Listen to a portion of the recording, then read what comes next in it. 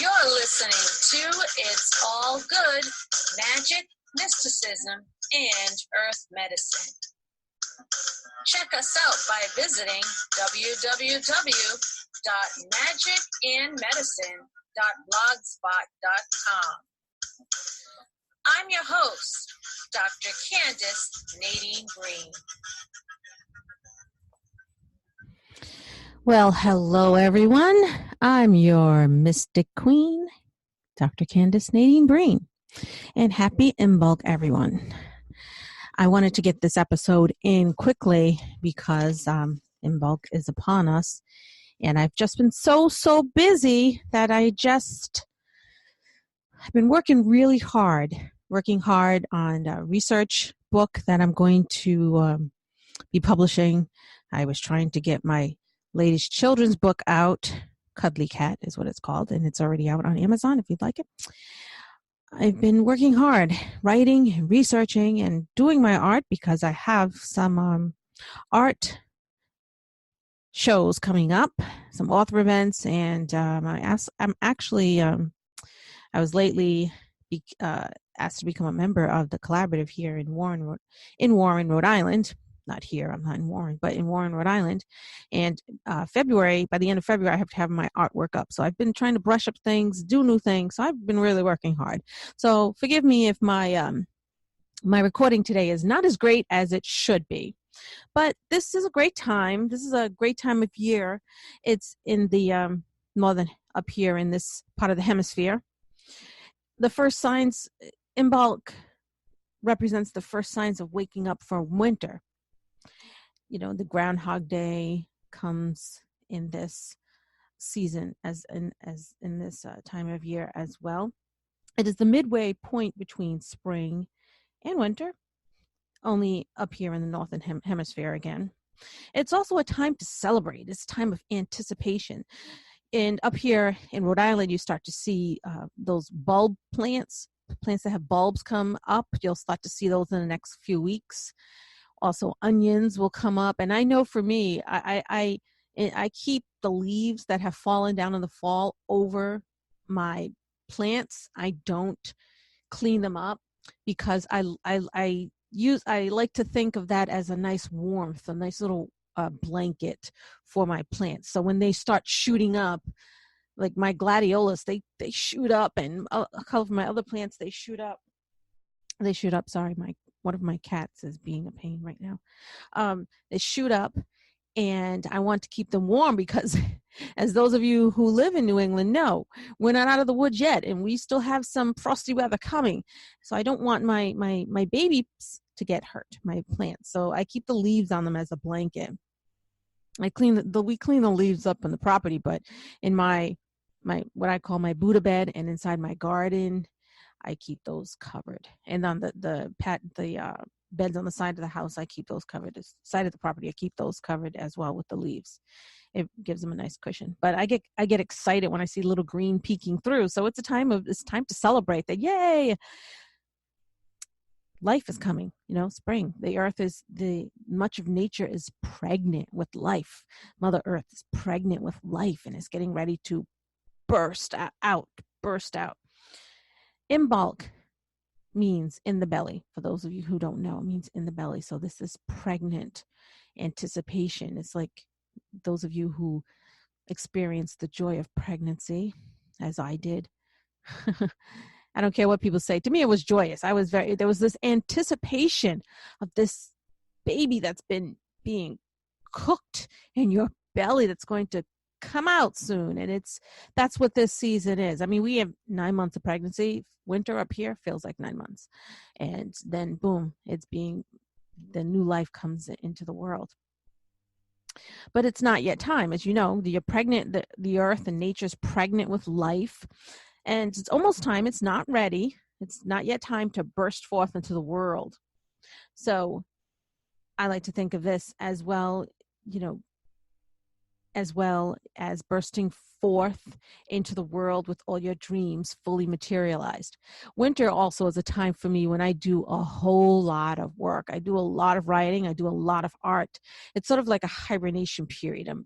There's all these ideas being born and growing, let's say, growing. And then in the spring, that's when I do all my shows, and that's when I'm all over the place. And that's my all my ideas go bursting into the world. And then in the fall, I harvest everything and come back and do more work. So that's how it goes.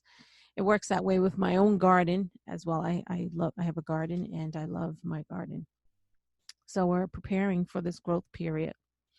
And during this time, we should try to experience self-love and universal love. We welcome the energies of self-love into our being in order to honor Bridget, the goddess of middle winter, and invoke the element of her fire in her sacred flame.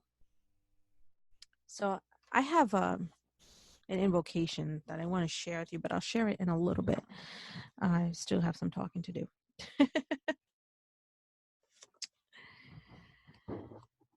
So you can always light a candle in honor of Bridget. Say a couple of prayers or invocation. I'll give you one to read.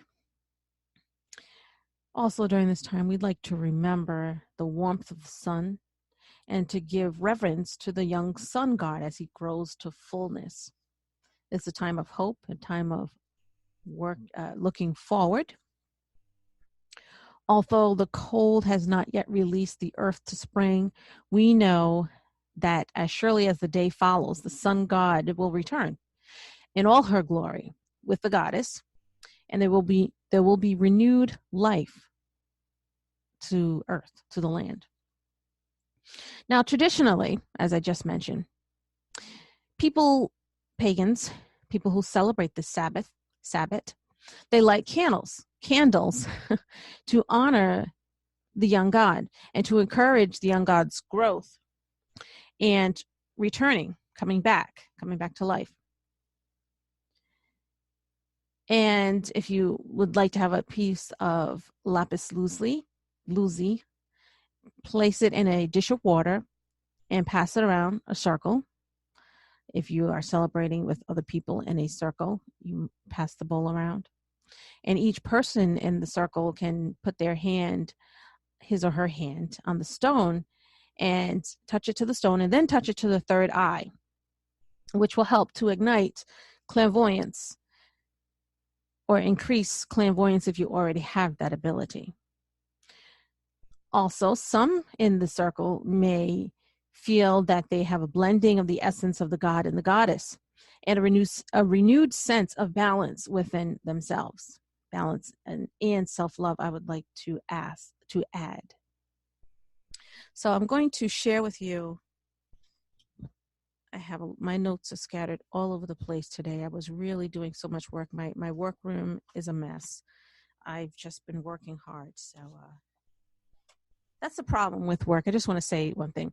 And this time of season, you're working, and you really don't think that you're making progress. You don't think that it's ever going to come to fruition. Just like New England, sometimes this cold weather, you'd think, oh my goodness, is spring ever going to come? And you don't feel as though you're going to ever get out of what you're doing. And then boom, spring happens. That's the same way with when you're a creative person and you do creative work. You're working and you don't really see progress until I like to say until I turn around and I see all these artworks I've done, or I look and see all the books that I've published, things like that. And then I said, oh, okay, I guess I've done a lot during the winter. So there we go. Now, this is an invocation that comes from the Book of Blessings and Rituals. It's titled Magical Invocations for Healing, Setting Energy, and Creating Sacred Space. And it's by Athena Parakis. I hope I didn't mispronounce that. Dr. Athena Parakis. All right, so a gathering of energies for wellness and self-care. I'm just going to read it to you because I didn't invent this. I didn't create this, so I'm not going to try to pretend that I did. The turning of season from winter to spring is a sacred occasion. You can use the following invocation to honor Bridget, goddess of middle winter, and to invoke the element of fire in her sacred flame. So here it is. Today at middle winter, I feel a stirring. All around me, signs of life emerge from beneath blankets of snow and ice. Within me, life emerges too, and I honor the return of light, strengthening my life force on this sacred day. I light a candle to Bridget, goddess of the eternal flame. I am grateful for Mother Earth and her gifts. I invoke the radiant energy of the sun as I feel the days growing longer.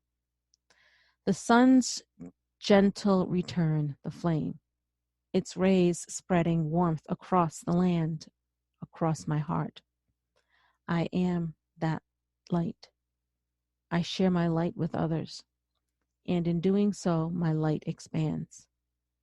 May all that I touch grow, bloom, and flourish with love and beauty always. So it is.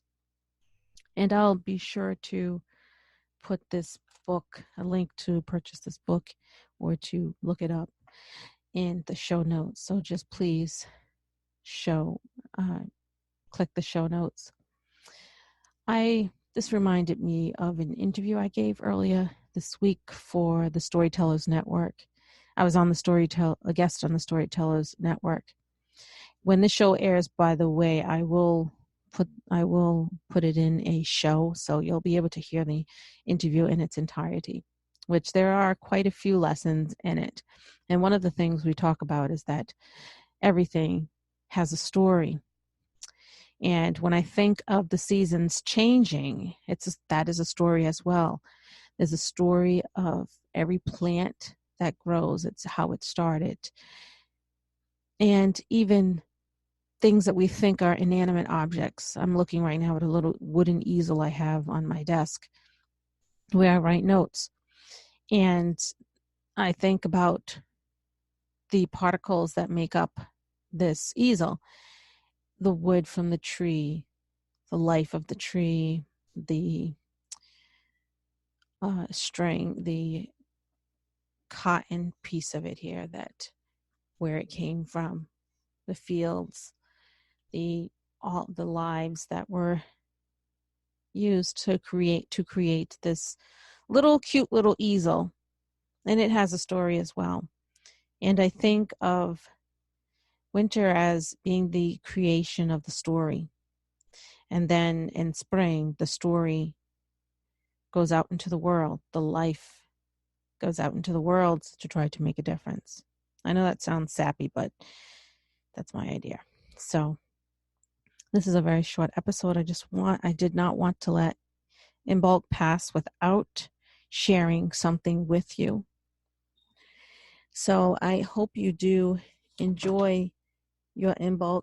And remember, you don't have to do anything fancy, but taking a little bit of time to reflect, light a candle, think of what is going to happen in spring, start to make your plans of going out into the world in spring, meeting the world again. What are you going to do? How are you going to share your knowledge and your gifts with those around you? How are you going to prepare for this season? Those of us who are gardeners, I have a very nice garden. I get ready to prepare in the end of February and March. I like to get my peas outside. You can put those out there in the cold weather. It doesn't matter. And that's what I do. I start preparing my where I'm going to plant the peas. I clear everything out and clean it and till the soil and all that. And then I plant my peas in March. And we eat those peas. I don't only have peas. I have peas, beans, soybeans, all of the different varieties of beans. We love beans and peas here. Oh boy, do we ever. So I clean all of that and I really enjoy it. And when I touch the soil, it just feels, I feel such a connection with the earth. And I love walking out there and seeing the little sprouts, the heads of the beans, how they just sort of they're like little heads waking up of the peas, like little heads waking up, coming out of the soil. And it does something magical to me. I love, love, love it. So everyone, please feel free to send me your comments, and I'd love to know how you participate in this time of the year, this getting ready for spring, this Imbolc time of year. So feel free to email me or fill out the contact form on my website, and it's magicandmedicine.blogspot.com. That's also in the show notes. Or feel free to send it directly to me at Candace, CANDACE _ Breen, B as in boy, REEN, at yahoo.com. Meanwhile, enjoy your day. Enjoy the season. Don't forget to be grateful for the bounty that you have received from Mother Earth and all that she has. Blessed be.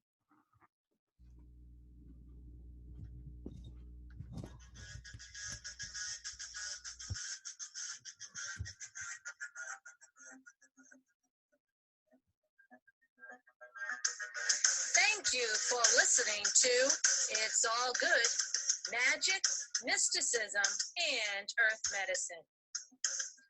Visit us anytime at www.magicandmedicine.blogspot.com.